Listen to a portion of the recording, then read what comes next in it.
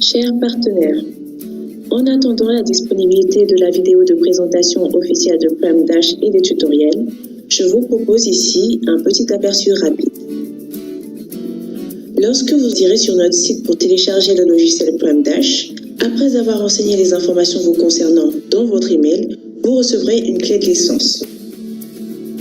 Une fois PrimDash installé sur votre ordinateur, vous serez appelé à renseigner cette clé de licence afin de pouvoir utiliser notre logiciel. Vous accéderez alors au tableau de bord de PrimDash qui sera à 0 puisque vous n'avez renseigné aucune donnée. Nous allons maintenant parcourir la structure de PrimDash. PrimDash est composé de 4 modules principaux.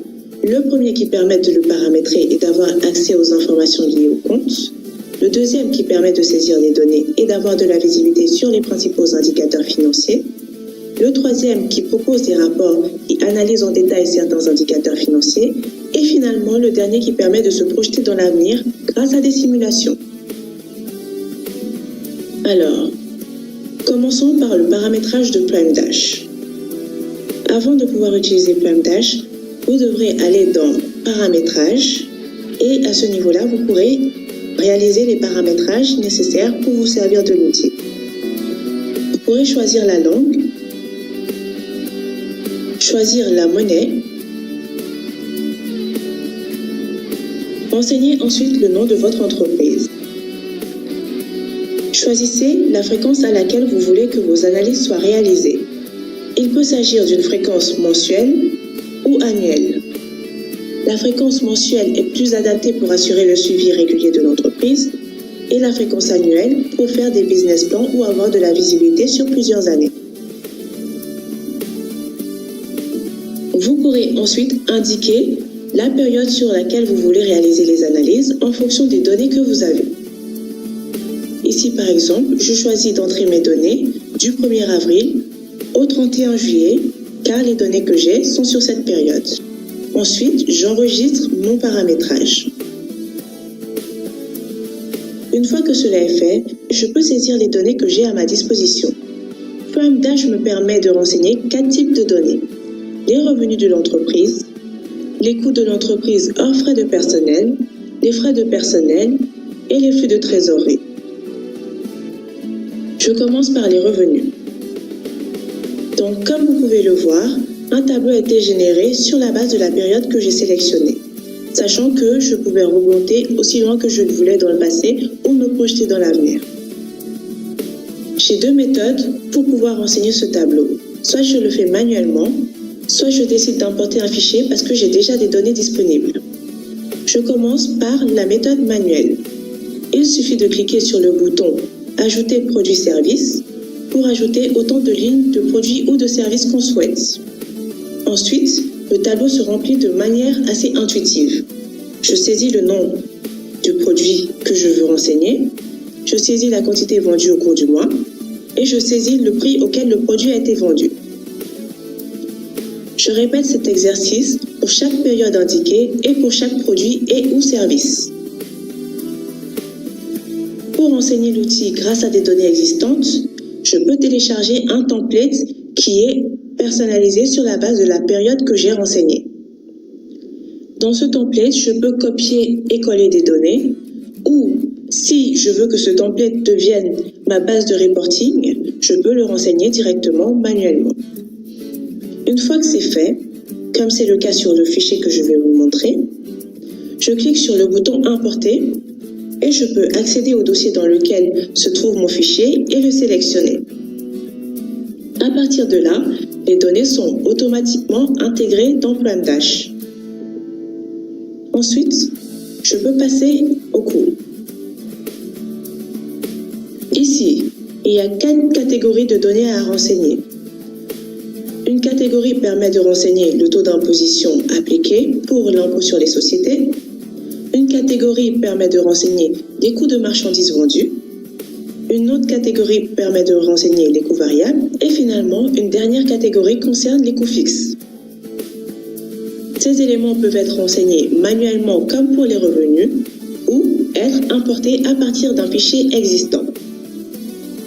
Je vais importer un fichier qui est pré-rempli. Je vais prendre quelques instants pour vous montrer comment est structuré ce fichier. Une colonne est disponible et permet de renseigner le type de coût qui permettra ensuite à l'outil de les reconnaître et de les répartir dans les différentes catégories. Une fois que cela est fait, je passe à la saisie des coûts de personnel.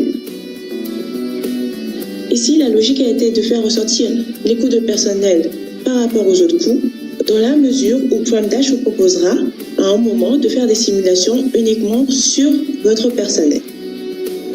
PrimeDash vous propose de renseigner 3 catégories de personnel: le management, le personnel administratif et la main-d'œuvre directe. Je vais importer le fichier que j'ai pré-rempli avec mes données de personnel. Ici, donc je vais vous expliquer un peu la structuration des données de personnel. Vous avez une première colonne qui vous permet de renseigner les intitulés de poste de vos employés. Une seconde colonne vous permet de renseigner le type de tarification, à savoir un salaire ou un taux horaire.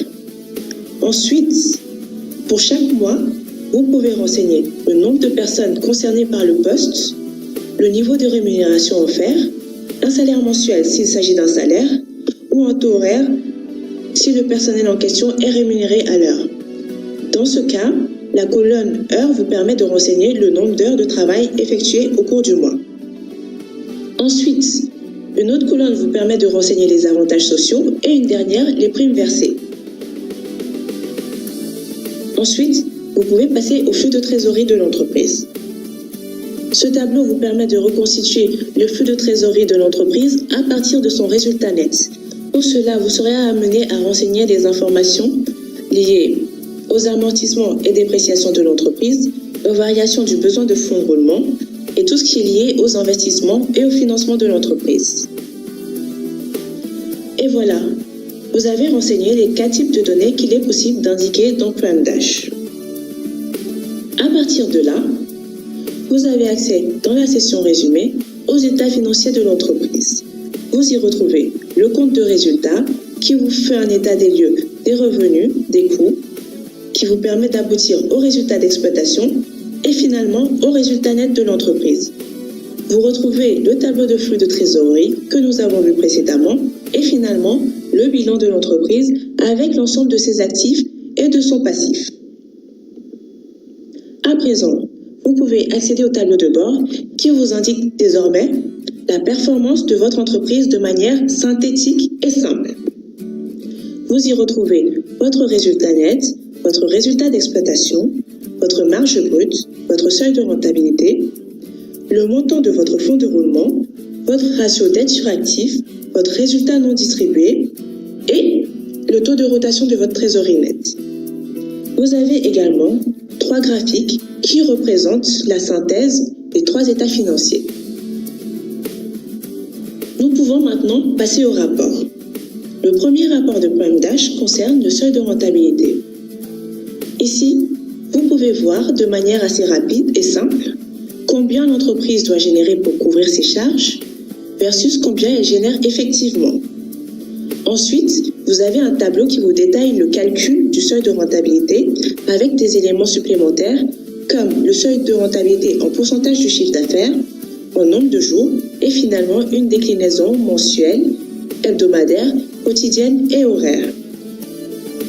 Notez que le seuil de rentabilité en nombre de jours est un indicateur important pour l'entreprise dans la mesure où une entreprise efficiente devrait voir son seuil de rentabilité en nombre de jours diminuer ou, au pire, rester constant. Cela indique une maîtrise des coûts. Le rapport suivant est le rapport des ratios. Il intéressera plus particulièrement les entreprises qui font beaucoup de transactions financières. Notamment, si vous devez aller demander un emprunt auprès d'une banque ou faire une levée de fonds auprès d'investisseurs, ce sont les types de ratios qui vous seront demandés. Les chiffres du tableau sont illustrés par quelques graphiques. Le rapport suivant est le Z-score. Le Z-score est une sorte de crédit score de l'entreprise. En effet, il indique la santé financière de l'entreprise. Toute entreprise devrait viser à avoir un Z-score supérieur ou égal à 3, car cela indique une bonne santé financière et lui permettra plus facilement d'attirer des investisseurs. Un Z-score compris entre 1,81 et 2,99 indique des problèmes financiers. Finalement, un Z-score inférieur à 1,81 indique un risque de faillite important. Le Z-score peut donc avoir un rôle d'alerte fort. Ensuite vient l'analyse comparative des coûts. Ici, PrimeDash a récupéré l'ensemble des lignes de coûts qui ont été renseignées et étudie la performance de l'entreprise dans la gestion de ses coûts tout au long de la période analysée. En effet, PrimeDash détermine un retour sur investissement en comparant les revenus générés aux coûts qui ont été induits. Le principe de base ici est de se dire que si une entreprise a été à même d'avoir un niveau de performance donné à une période, elle doit être à même de reproduire cette performance. Autrement, elle est inefficiente. PrimeDash identifiera donc le meilleur retour sur investissement et en fera son standard. À chaque fois que le retour sur investissement sera inférieur au retour sur investissement standard, le coût optimal sera inférieur au coût qui a été effectivement engendré et PrimeDash identifiera une perte. Comme je le disais, PrimeDash fait cet exercice pour chaque ligne de coût. Ensuite, vous accédez à un tableau de synthèse. La synthèse de l'ensemble des retours sur investissement, la synthèse de l'ensemble des coûts optimum, ce qui vous permet de savoir ce que vous auriez dû dépenser dans les meilleures conditions, et finalement, la synthèse des pertes engendrées par le manque d'efficience. Une entreprise peut comparer les pertes identifiées aux résultats qu'elle a été en mesure d'engendrer. Cela lui permettra de voir le gap entre son potentiel réel et ce qu'elle accomplit actuellement. À partir de là, elle peut aussi prendre des mesures correctives car elle sait exactement quelles sont les lignes de coût qui lui posent problème. Ensuite, vous pouvez accéder à une répartition de vos produits et services en fonction de leur contribution à votre chiffre d'affaires. Ils sont classés par ordre d'importance. Un tableau vous permet également de voir le montant des revenus générés par chacune des lignes de produits ou services au fil du temps. Vous avez un rapport identique sur les coûts. Vous retrouvez toujours ce classement par ordre d'importance et les montants pour chaque période. Le rapport suivant que je vous propose est votre note financière. Il existe beaucoup d'outils de notation sur le marché, mais ils se concentrent généralement sur 2 à 3 des indicateurs étudiés par PrimeDash. Nous avons fait le choix de vous offrir une vision plus globale des performances de votre entreprise et de prendre en compte tous les aspects afin de vous donner une vision plus précise. Sur chacun des critères, vous avez non seulement une note, mais des recommandations qui vous permettent d'identifier les axes sur lesquels il faut que vous travaillez pour améliorer votre note. Sachant que la note maximale est de 100% et quel est votre objectif, votre note est considérée comme étant passable à partir de 70%. Je vous propose ensuite de passer au plan majeur. Ce sera l'outil unique dont vous aurez besoin pour vous assurer que votre entreprise soit performante. En effet, en analysant vos données passées, PrimeDash vous propose un objectif de croissance de chiffre d'affaires qui est atteignable et vous donne une recommandation de coût maximum pour générer ce revenu. PrimeDash vous propose ainsi un résultat d'exploitation optimum. Le dernier rapport que nous vous proposons est la valorisation de votre entreprise. Si vous êtes familier de la notion de valorisation, vous savez qu'il existe 3 méthodes de valorisation d'entreprise qui donnent des résultats différents en fonction du type d'activité de l'entreprise. Une entreprise peut être valorisée sur la base de son résultat, sur la base de ses revenus ou sur la base de son bilan et de son résultat. Eh bien, PrimeDash vous donne chacune de ces valorisations et finalement vous propose une synthèse de la valeur moyenne de votre entreprise. Ce faisant, le biais lié au choix de l'une ou l'autre des méthodes d'évaluation est éliminé. Je vous propose maintenant de découvrir le cœur de PrimeDash, à savoir son module de simulation. La première simulation concerne les prix et quantités. À ce niveau, vous pouvez voir l'impact des modifications de votre structure tarifaire sur votre rentabilité. Ici, on se positionne au niveau du résultat d'exploitation parce que c'est l'élément le plus révélateur de la performance opérationnelle de l'entreprise. Vous pouvez voir votre résultat d'exploitation tel qu'il est lors de la dernière période analysée, les variations qui auront lieu du fait des changements et finalement l'atterrissage. Vous pouvez par exemple vouloir augmenter le prix d'un produit pour augmenter vos marges parce qu'elles sont insuffisantes à l'heure actuelle. Vous voyez l'impact de ce choix si vous gardez votre base de clients. Si vous consultez votre service marketing et qu'il vous dit que le nombre de vos clients diminue, vous pouvez l'indiquer et voir si l'impact sur votre résultat d'exploitation est positif ou pas. Dans l'exemple présent, ce n'est pas le cas. Inversement, vous pouvez vouloir baisser le prix d'un produit. Lorsque vous faites cette modification, vous voyez ce qui se passe si vous ne gagnez pas de nouveaux clients. Votre marketing peut vous donner une hypothèse moyenne de clients que vous appliquez et une hypothèse haute. En fonction des différentes hypothèses, vous pouvez décider ou non de changer les prix de vos produits.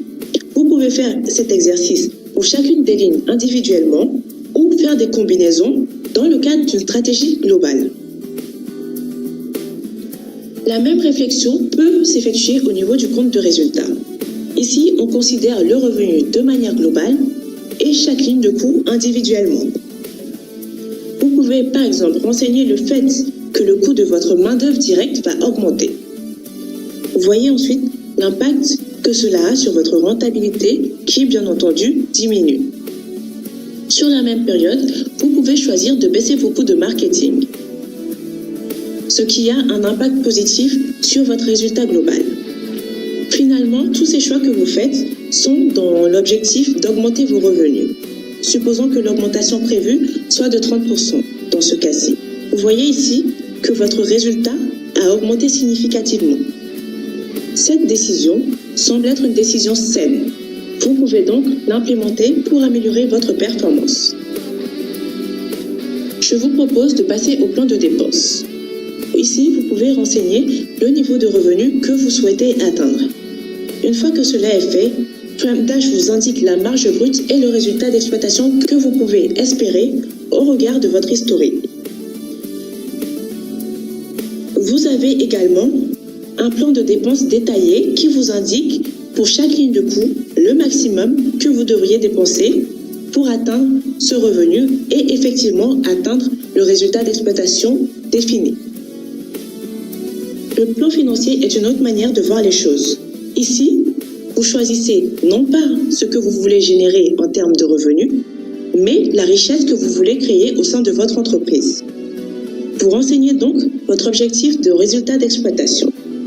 À partir de là, PrimeDash vous indique le montant des ventes que vous devez réaliser et vous avez toujours les indications de coûts correspondantes.